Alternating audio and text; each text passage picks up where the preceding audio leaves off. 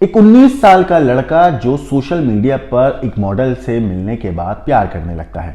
उसकी पहले दोस्ती होती है, दोस्ती आगे बढ़ती है और वो लड़का उससे प्यार करने लगता है। जब पहली बार कहते हैं उस लड़के ने सोशल मीडिया पर उस लड़की की फोटो देखी थी, तभी से वो उसके साथ संबंध बनाने के सपने देख रहा था। मगर उसने डायरेक्ट संबंध बनाने के बजाय पहले महिला से दोस्ती करी। दोस्ती करने के बाद उसे अपने बातों में फंसाया, जाल में फंसाया। फिर एक दिन उसको घर बुलाकर एक ऐसी खूनी कहानी लिखी जिसने उस लड़के को कातिल बना दिया। ये मामला है मुंबई का। आज से तकरीबन 6 साल पहले 15 अक्टूबर 2018 को एक कैब ड्राइवर ने मुंबई पुलिस कंट्रोल रूम में कॉल किया और कहा कि मुंबई के मलाड इलाके में एक संदिग्ध सूटकेस मिला है। वो सूटकेस उसी शख्स का है जो कुछ वक्त पहले उसकी कैब बुक करके आया था। वो लड़का आसपास नहीं है, बस सूटकेस है। पुलिस कंट्रोल रूम को ये सूचना मिली तो पास के ही पुलिस स्टेशन से वहां पर एक टीम पहुंची जिसमें एसएचओ भी शामिल थे। अब मौके पर पहुंचे एसएचओ ने और बाकी टीम ने कैब ड्राइवर से बातचीत हुई। इसके बाद कैब ड्राइवर पहले ही वहां मिले सूटकेस के पास भीड़ इकट्ठा कर चुका था। जैसे ही पुलिस टीम ने सूटकेस खोला तो उनके पैरों तले जमीन खिसक गई, उनका दिल दहल उठा। उस सूटकेस में एक लड़की की लाश पड़ी हुई थी। पूरे सूटकेस में खून ही खून था, लेकिन शरीर उस लड़की का तकरीबन ठंडा हो चुका था, लेकिन खून ताजा था। तो ये बात समझ में आ गई थी कि कत्ल थोड़ी देर पहले ही हुआ है। सूटकेस में एक रस्सी भी थी, शायद उसी से महिला का गला घोटा गया होगा। जांच में पता चला कि वो लाश मुंबई की रहने वाली मॉडल मानसी दीक्षित की थी, जो बहुत बड़े टीवी सीरियल क्राइम पेट्रोल समेत कई और टीवी शोज में नजर आ चुकी थी। पुलिस ने तुरंत लाश को पोस्टमार्टम के लिए भेजा। लाश के साथ मिला सूटकेस और रस्सी को अपने कब्जे में लिया गया। पुलिस ने उस कैब ड्राइवर को पूछताछ के लिए थाने बुलाया, जिसने लाश मिलने की इत्तला पुलिस को दी थी। जब कैब ड्राइवर से सिरे से कहानी के बारे में पुलिस ने जानना चाहा, पता करना चाहा कि वो लड़का कहां से बैठा था, कब बैठा था, क्या हुआ था, तो पुलिस को हत्याकांड की गुत्थी सुलझाने में ज्यादा वक्त लगा नहीं।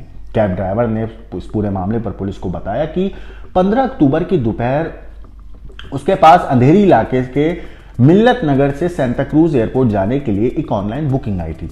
वो उस इलाके के पास ही था, तो उसने बुकिंग को एक्सेप्ट कर लिया। चंद मिनटों में वो पिकअप लोकेशन पर पहुंचा तो देखा कि वहां पर करीब 19-20 साल का एक लड़का एक बड़े से सूटकेस के साथ इंतजार कर रहा था सड़क किनारे। उसने ड्राइवर से कहकर गाड़ी की डिक्की खुलवाई और अपना भारी भरकम सूटकेस रखने की जद्दोजहद करने लगा और सूटकेस उठाकर किसी तरीके से उसने गाड़ी की डिक्की में रख दिया और गाड़ी में बैठ गया। कुछ देर बाद सूटकेस रखकर वो कार में बैठा और कैब सेंटा क्रूज एयरपोर्ट की तरफ चल पड़ी। कार ने कुछ ही फासला पूरा किया कि अचानक लड़के ने ड्राइवर से कहा कि वो एयरपोर्ट की बजाय जोगेश्वरी में उसे ड्रॉप कर दे। ड्राइवर ने भी कुछ सोचा नहीं, बिना सोचे समझे ड्राइवर ने गाड़ी की दिशा बदल दी और कैब ड्राइवर ने बताया कि उसे वो लड़का थोड़ा अजीब भी लग रहा था, घबराया हुआ था, झिझक कर बातें कर रहा था। अब खैर ड्राइवर को क्या, ड्राइवर को तो लोकेशन पे पहुंचना था। बहरहाल जोगेश्वरी इलाका लगते ही वो बार बार खिड़की की तरफ जो है बाहर सड़कों के आसपास जगहों को गौर से देखने लगा, मानो कुछ तलाश नहीं हो उसकी आंखें। थोड़ी देर जोगेश्वरी में इधर उधर चक्कर काटवाने के बाद लड़के ने ड्राइवर से फिर बोला कि अब उसे वो गोरेगांव ले चले। कैब ड्राइवर उसे वहां से गोरेगांव लेकर पहुंच गया। लड़के ने फिर मलाड चलने के लिए कहा। जैसे वो गोरेगांव पहुंचता है, अब इस बार कैब ड्राइवर थोड़ा चिढ़ गया था, लेकिन मजबूर था क्योंकि बुकिंग ली हुई थी, ड्रॉप तो करना ही था। बहरहाल दूसरी तरफ उसे इस बात की तसल्ली थी कि चलो भैया कोई नहीं, अलग अलग जगह तो लेके जा रहा है, लेकिन उसका किराया बढ़ रहा है, कोई दिक्कत नहीं है। मलाड आते हुए भी वो लड़का लगातार बार बार सड़क किनारे कभी इधर देखे कभी उधर देखे, मानो कुछ तलाश रही थी उसकी आंखें लगातार। बहरहाल मलाड के माइंड स्पेस में पहुंचते ही लड़के ने कार रुकवाने के लिए ड्राइवर को कहा। अब ड्राइवर को उसकी बात, रास्ते में उतरना थोड़ा जो है उसकी बात थोड़ी अजीब लगी, क्योंकि आसपास कुछ था ही नहीं, सिर्फ खाली सड़क और झाड़ियां ही थी। बहरहाल पेमेंट करते हुए लड़के ने खुद सुनसान इलाके में उतरने की सफाई देनी शुरू कर दी। उसने कहा कि मेरे एक दोस्त आ रहा है, वो मैं उसका यहाँ इंतजार करूंगा, कुछ देर में वो यहाँ आ जाएगा, फिर मैं उसके साथ एयरपोर्ट चला जाऊंगा। ड्राइवर को क्या था, ड्राइवर ने पैसे लिए और वहां से चला जाता है लड़के को गाड़ी से उतार कर। मगर लड़के ने ड्राइवर से डिग्गी खोलने के लिए भी कहा था। लड़का काफी देर तक उस बैग को, सूटकेस को डिग्गी से उतारने की कोशिश कर रहा था, लेकिन बैग बहुत भारी था। ड्राइवर से उसने मदद मांगी। अब जैसे ही ड्राइवर ने बैग को उतारने के लिए हाथ लगाया तो उसे लगा कि ये तो कुछ ज्यादा ही भारी है, लेकिन ड्राइवर ने सोचा कि मुझे तो पैसे मिल गए, उसने अपना ज्यादा दिमाग लगाया नहीं और बैग उतार कर वो गाड़ी में बैठा और ड्राइवर चल दिया। मगर 2-3 मिनट ही बाद तकरीबन ड्राइवर के दिमाग में एक बात खटकी, उसे कुछ अजीब लगा। ड्राइवर ने सोचा कि लड़का अनजान सुनसान सड़क पर अकेले क्यों उतरा। आधे शहर का चक्कर कटाने के बाद वो यहीं पर आकर रुका है, जब आसपास तो कुछ है ही नहीं। और उसी जगह क्यों उतरा। अब उसे थोड़ा शक हुआ था। 2-3 मिनट के बाद ये अचानक एकदम दिमाग में बात आई, तो उसने गाड़ी तुरंत घुमाई। अपने दिमाग में चल रहे सवालों के जवाब जानने के लिए वो उसी जगह पे पहुंचा जहां उस लड़के को उसने उतारा था। अब जैसे ही वहां पे वो पहुंचा तो देखा लड़का तो कहीं दिख ही नहीं रहा था, मगर जब गाड़ी रोक के उसने आसपास देखा तो झाड़ियों में सूटकेस पड़ा हुआ था, जो सूटकेस उस लड़के ने डिग्गी में रखा था। संदिग्ध स्थिति में भापने के बाद उसने तुरंत पुलिस को फोन किया, आसपास से गुजर रहे लोगों की भीड़ इकट्ठा करी। पुलिस अब जल्द से जल्द कातिल तक पहुंचना भी चाहती थी। ये सारी चीजें होने के बाद जब पुलिस वहां पहुंची, लाश को कब्जे में लिया। कैब ड्राइवर जो था वो उसकी मदद से पुलिस ने उसी जगह पर पहुंची जहां पे उसने सबसे पहले उस लड़के को बिठाया था, जहां से उसने लड़के को पिकअप किया था।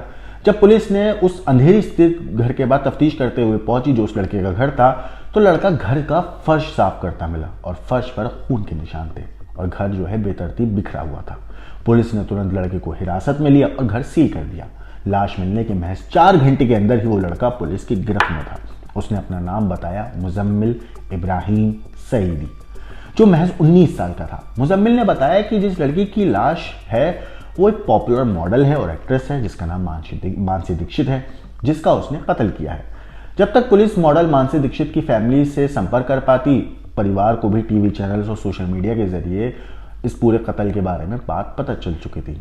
ये खबर चंद घंटों में ही कोटा में रहने वाले मानसी दीक्षित के परिवार तक पहुंच चुकी थी, जिनकी बेटी मुंबई में अपने सपने पूरे करने आई थी। मानसी दीक्षित के जो पिता थे वो रेलवे कर्मचारी थे जिनकी मौत हो चुकी थी। बहरहाल, क्योंकि पुलिस के पास जो सवाल थे उन सवालों का जवाब तलाशना बहुत ज़रूरी था ताकि मुजम्मिल को सख्त सज़ा मिल सके।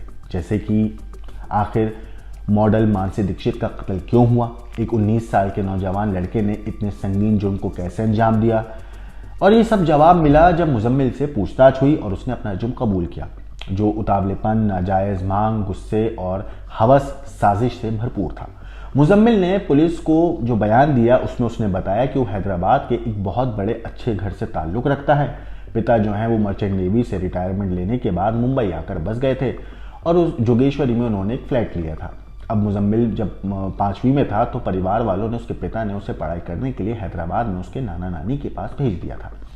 छुट्टियों में मुजम्मिल माँ बाप के पास मुंबई आता रहता था और हैदराबाद में रहते हुए हर रोज़ सोशल मीडिया प्लेटफॉर्म पर मुजम्मिल अपनी जो है प्रोफाइल चेक करता था। बहरहाल, मुजम्मिल ने पुलिस को बताया कि उसकी नज़र मानसी दीक्षित की प्रोफाइल पर एक दिन अचानक पड़ी।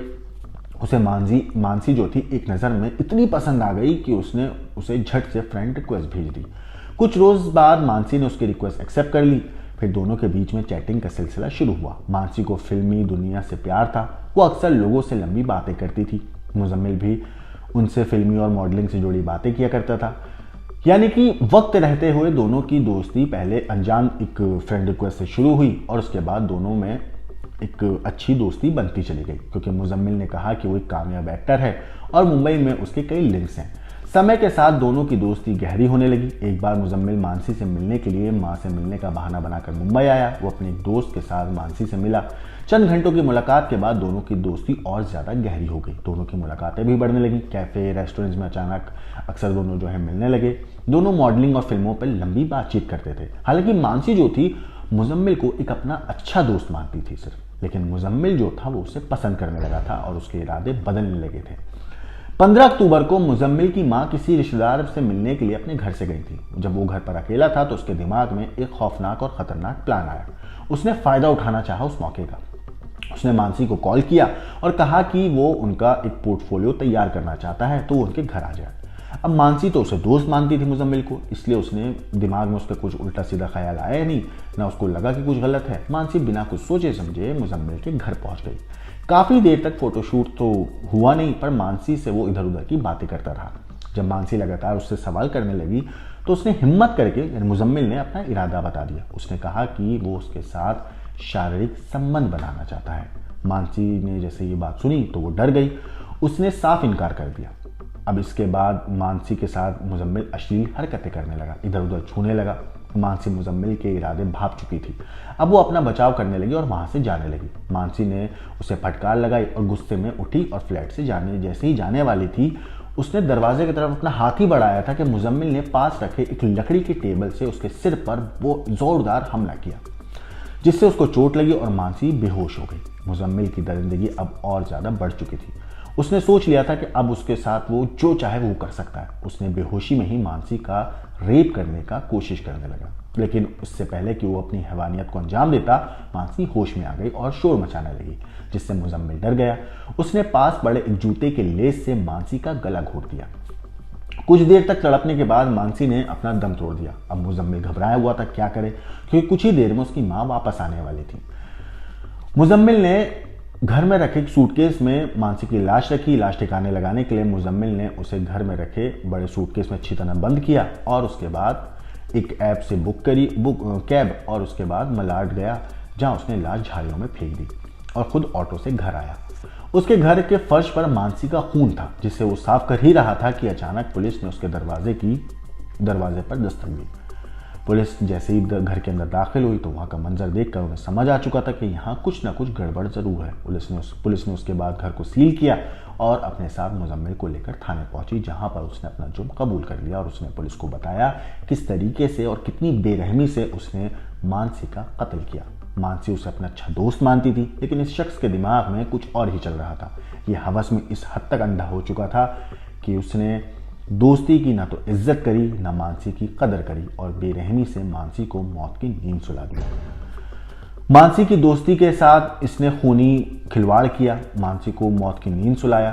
फिलहाल ये कातिल जो है थाने जेल में बंद है और पुलिस अभी भी इस केस में बहुत चीज़ें हैं जो आनी है सामने, लेकिन फिलहाल ये बात क्लियर है कि इसने कत्ल किया था और इसने अपना जुर्म कबूल भी कर लिया है। थाने जेल में बंद है और अपनी गुनाहों की सज़ा काटने की तैयारी कर रहा है, बल्कि अपनी सज़ा काट ही रहा है एक तरीके से देखा जाए तो ये शख्स। इस पूरी स्टोरी के ऊपर आपकी जो भी राय है हमें कमेंट करके ज़रूर बताइएगा। मानसी के कत्ल के ऊपर आपका जो भी कहना है, और इस तरीके से एक तरफा प्यार और हवस के चलते जो लोग लड़कियों की दोस्ती को गलत समझ लेते हैं, अगर कोई लड़की आपसे अच्छे से बात कर रही है, आपसे अच्छे से मिल रही है, इसका ये मतलब नहीं है कि वो आपसे प्यार करती है। प्यार भले ही करती होगी, लेकिन प्यार के भी अलग अलग रूप होते हैं। कुछ प्यार दोस्ती तक ही होते हैं, लेकिन मुजम्मिल जो है उस प्यार का एक अलग ही मतलब लेकर चलता गया। उसके दिमाग में जो एक इमेज बनी हुई थी, जो उसने सोचा हुआ था, वही चीज़ उसको लग रही थी कि मानसी को मैं बोलूँगा और मानसी तैयार हो जाएगी मेरे साथ फिजिकल रिलेशनशिप बनाने के लिए, और यही सोच उसको आज एक कातिल बना चुकी है। इस पूरी स्टोरी के ऊपर आपकी जो भी राय है, आपका जो भी कहना है, हमें कमेंट करके ज़रूर बताइएगा। बाकी देश और दुनिया की क्राइम की खबरों के लिए देखते रहिए क्राइम तक।